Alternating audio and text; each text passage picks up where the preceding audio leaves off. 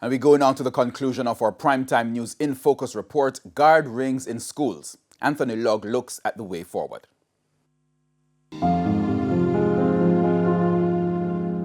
Differing views on guard rings in schools. A guard ring is like a gun. You live in an environment where you have to get a gun to protect yourself, and you get a gun and you have to protect your throat in night and day. Well, that's a guard ring, Dad. You need to repent, sir, or ma'am, those of you involved in these things, getting rich over the poor people who you claim that you're guarding. Despite the recent incident at the William Knibb High School in Trelawney, one teacher in Hanover says some of his students aren't fazed. I posed a question to one.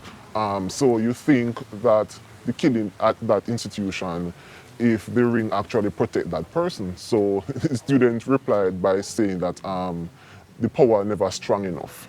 While exploring the issue, we also learned that parents purchase these rings for their children and support them in illicit activities, particularly lottery scamming.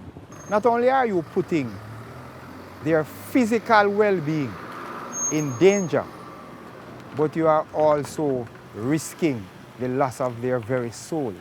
And you, mothers, if you are getting something out of that scamming business, you need to be charged jointly when these boys are caught, because you're aiding and abetting. Given that it's deeply rooted in our culture, guard rings may be here to stay.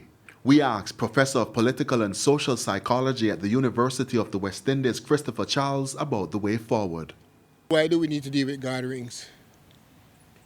Why not deal with guard rings? Because there's no need to. Because there are other people who use guard rings and they're not violent.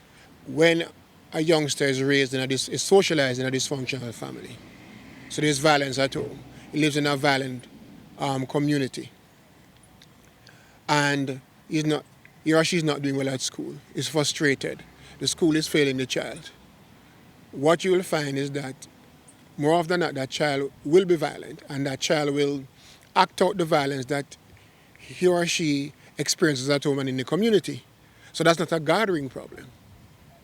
That's a problem that we have to solve as a society.